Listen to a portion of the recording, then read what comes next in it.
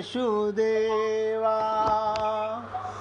श्री कृष्ण गोविंद हरे मुरारी, हे नाथ नारायण वासुदेवा।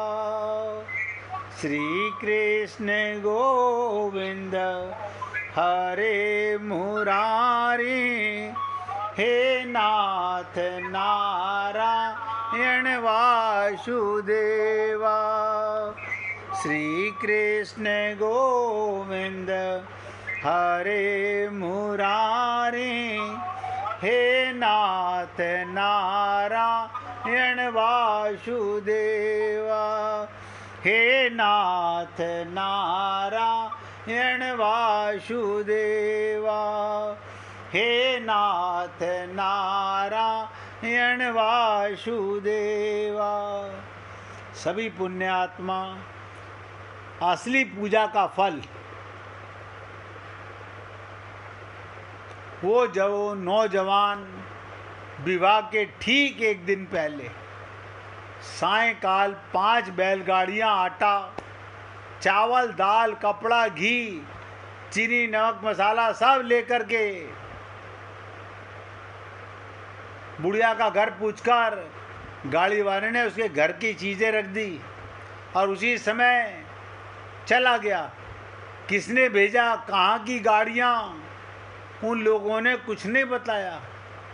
विवाह के दिन कन्यादान के ठीक 10 मिनट पहले घोड़े पर चढ़ा हुआ वो व्यक्ति फिर आया, घर के भीतर चला गया। पुरोहित जी से लेकर उसने कुश की अंगूठी पहन ली और लड़की के दाहिने हाथ के अंगूठे को पकड़कर संकल्प किया। उसने वर के हाथ में लड़की का अंगूठा देकर 5 गिन्नी दक्षिणा दी। अंत में पुरोहित को दक्षिणा देकर चलने की तैयारी किया। बुढ़िया को बहुत कहने पर एक मिठाई खाकर उसने जलपान किया। घोड़े पर चढ़कर वो कहाँ चला गया किसी को मालूम नहीं।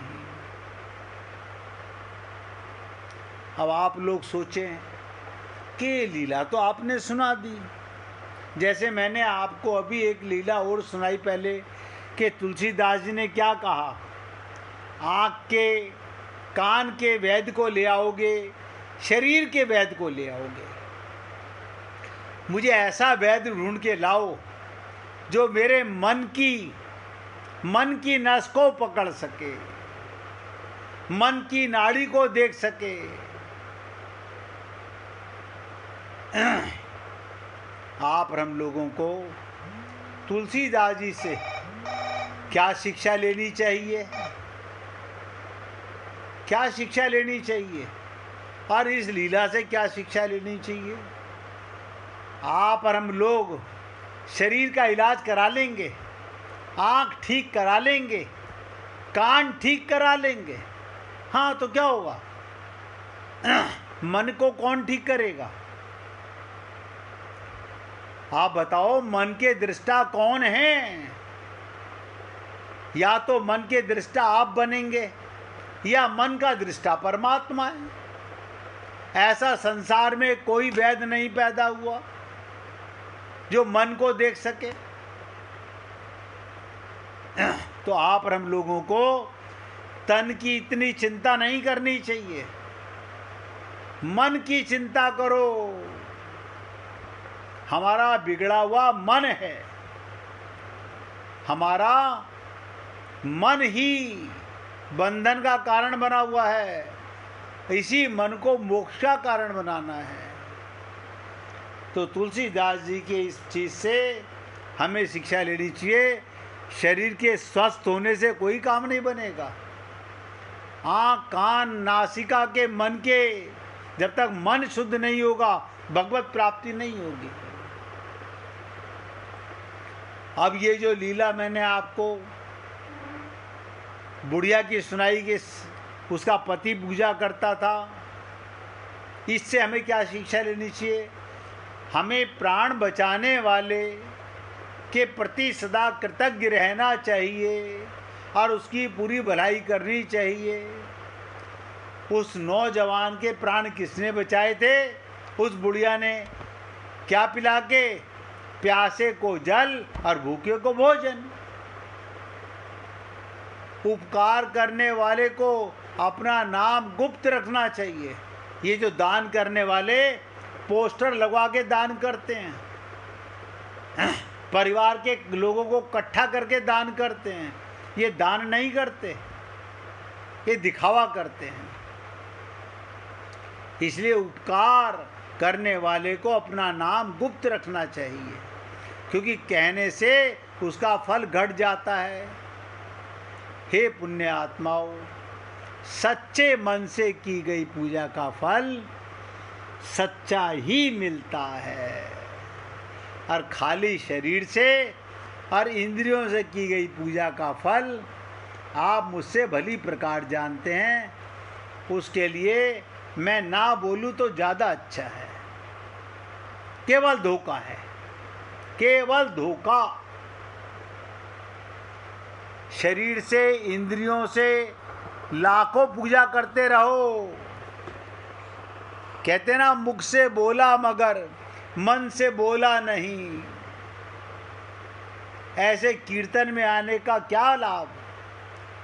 शरीर से सत्संग में बैठा, मन से बैठा नहीं। ऐसे ही शरीर से गुरु को धारण किया, मन से धारण किया नहीं, तो गुरु क्या करेगा?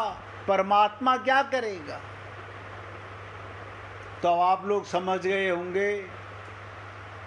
देखो, चर्चाएं इतनी हैं, अब तो समाप्ति पर है। पिछले 4 महीने से आपसे यही सब चर्चा करते करते, वैद्य हमारा मन देखकर बता दे। क्या कहा तुलसीदास जी ने? कोई वैद्य हमारा मन देखकर बता दे कि वृद्धावस्था में कहीं भगवान से हमारा प्रेम तो नहीं घट रहा है।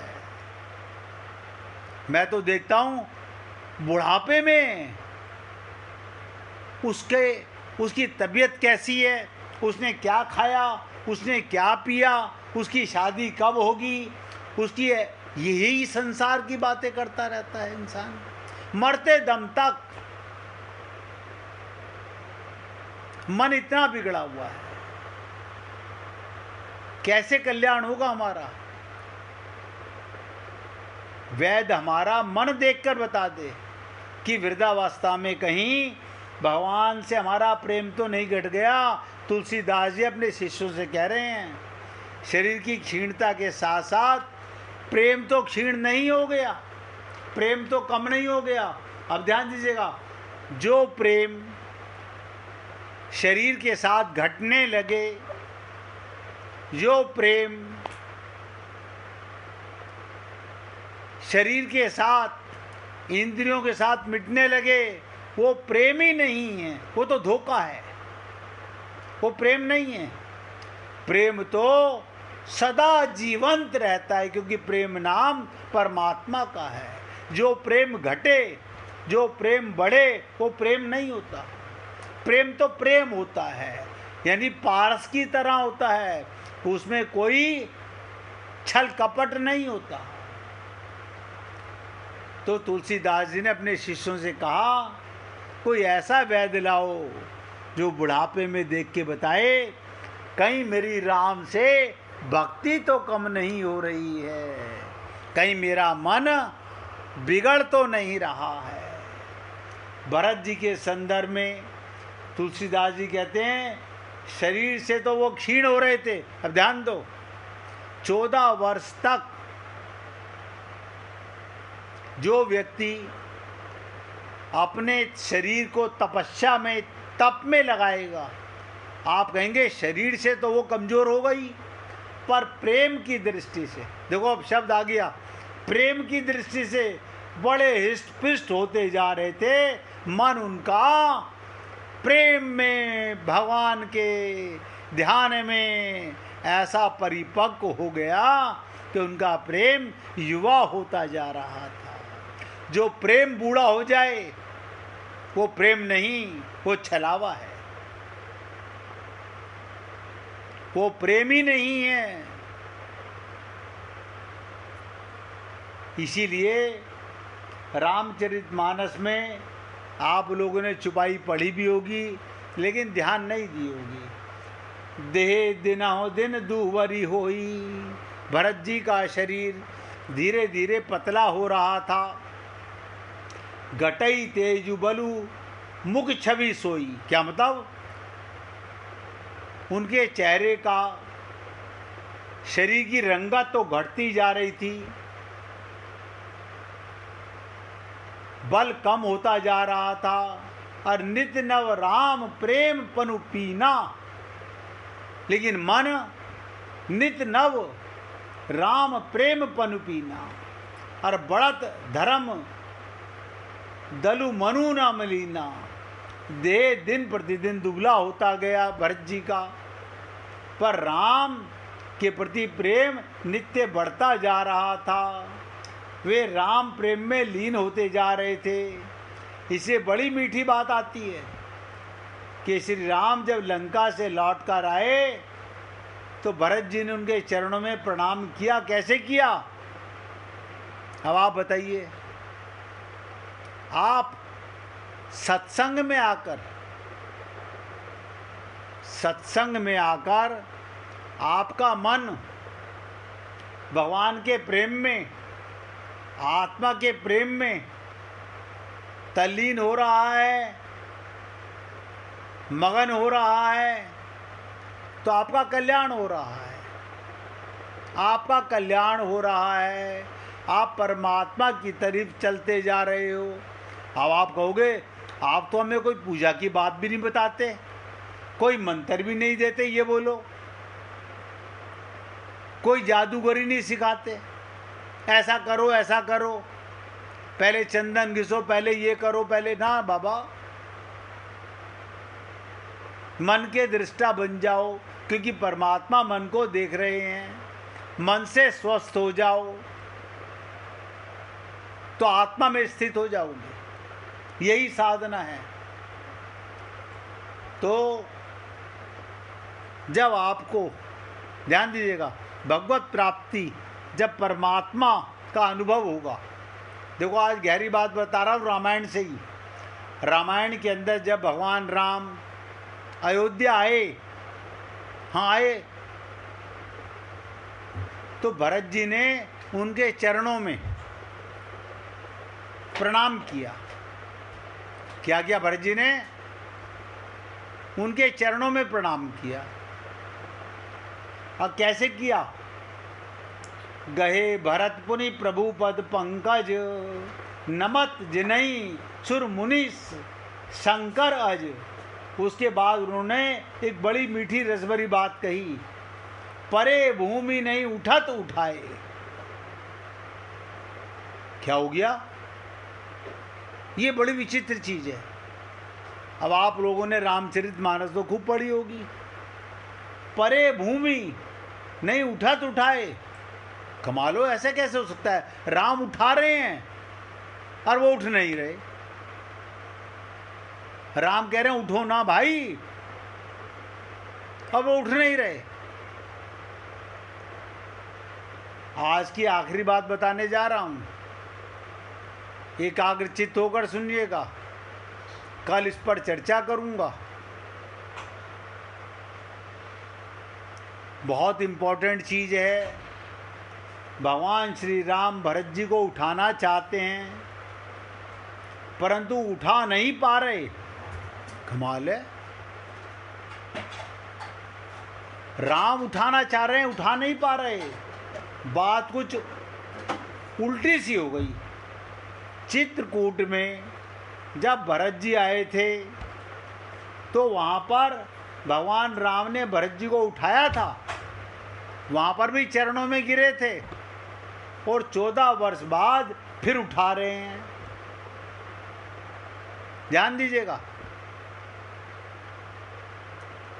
जब चित्रकूट में गए तो भी भगवान के चरणों का ध्यान किया, और अब जब अयोध्या में भगवान आए तो भी भगवान के चरणों में, वहाँ पर उठाया, तो 14 वर्ष बाद में अब उठ नहीं रहे।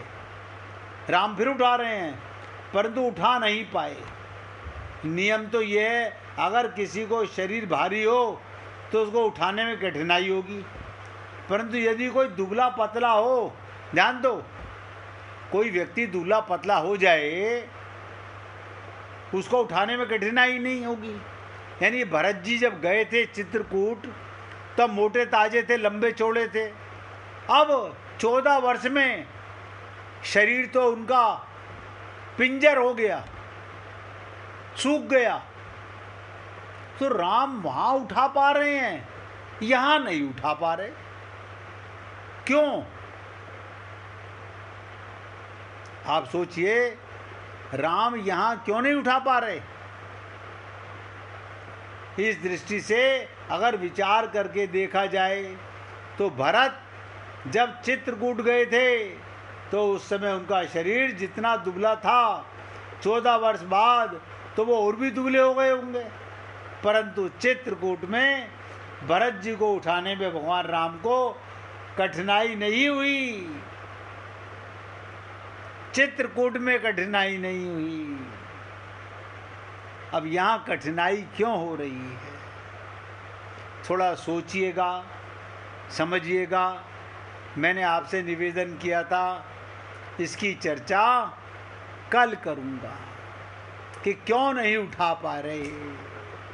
यानी उस समय उठा पा रहे थे और यहाँ नहीं उठा पा रहे। इसका कोई कारण है। क्या कारण है? आप भी हे पुण्य आत्माओं, बस कल तक का इंतजार कीजिए और अपने चित्त का, अपने मन के दृष्टा बनने का प्रयत्न कीजिएगा। जो भगवान का कैमरा देख रहा है, आप भी उसके दृष्टा बन सकते हैं। अब आप ना बने, आप बताओ, आपका मन और आप ना देखें तो किसका दोष है?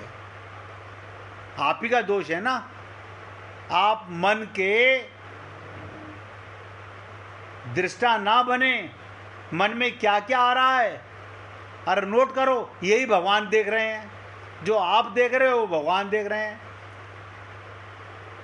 आपके मन की तरंग, इसी को संत महात्मा कहते हैं, मन की तरंग मार लो बस हो गया भजन, आदत बुरी सुधार लो बस हो गया भजन। कल आपके साथ फिर विशेष चर्चा करेंगे कि संसार में हाथ की नाड़ी देखने वाले वैद्य बहुत होंगे, मन की नाड़ी कौन देखता है? या तो आप दृष्टा बनेंगे या परमात्मा दृष्टा है आपके मन का।